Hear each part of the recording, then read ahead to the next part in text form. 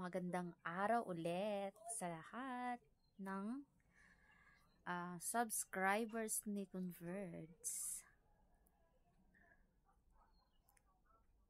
Alam niyo po, merong maraming nagtatanong bakit magkaiba yung mga Mbps, yung mga speed ng bawat plan.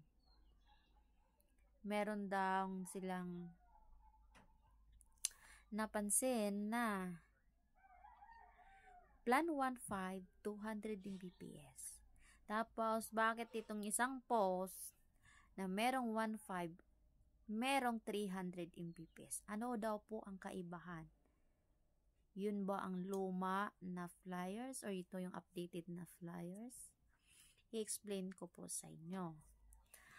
Yung Plan 1.5 na 200 Mbps.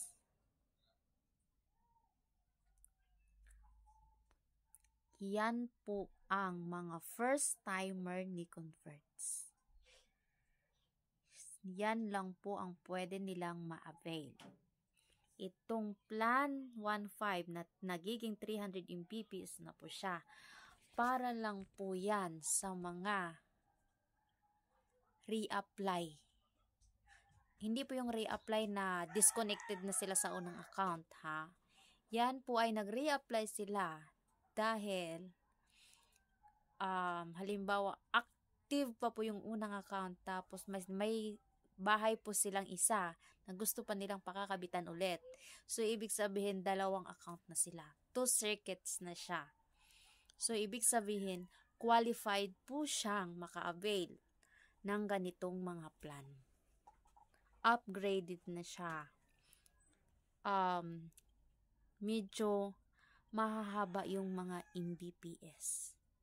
Halimbawa, yung Plan 1.5 naging 300 Mbps, up to 300 Mbps yung Plan 1.5. So, si Plan 2,000 up to 500 Mbps, at saka si Plan 2.5 up to 700 Mbps.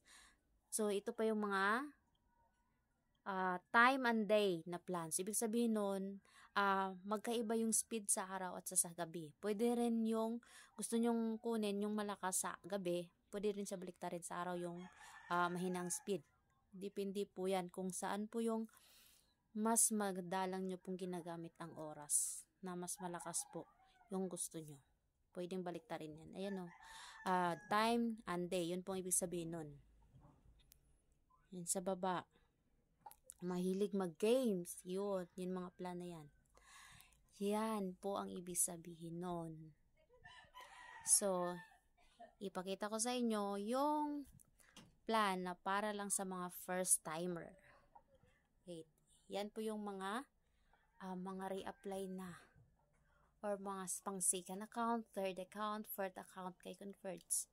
Dahil marami silang business, marami silang bahay, kaya marami silang account. Qualified po sila niyan na makakuha sa mga Mbps na yan. So, yung mga first timer pa, so ito yung mga Mbps na pwede kayo. Ayan na guys. Yun. Plan 1 to 50, 15 Mbps, 1.5, 200 Mbps, 2,400 Mbps. Yan lang po ang allowed po kayong mag-apply sa mga first timer ni Converts. Yan. Ito yung mga plan na qualified po kayo sa mga first timer. Hindi po kayo pwedeng maka-apply nung bagong Mbps ngayon na mas mataas dyan ang Mbps. Okay? Para clear. Yan. So, mag-apply kayo. One valid ID lang pag around Cavite. Front ID lang. Kailangan. So, may fill out lang kayo. Tapos, online process lang po tayo. Ayun. Sa mga Laguna naman, Batangas, Tagaytay, Indang, Amadeo. Ang kailangan po natin is 3 signature na may kasamang ID, 1 selfie with ID, at saka 1 front picture ng ID.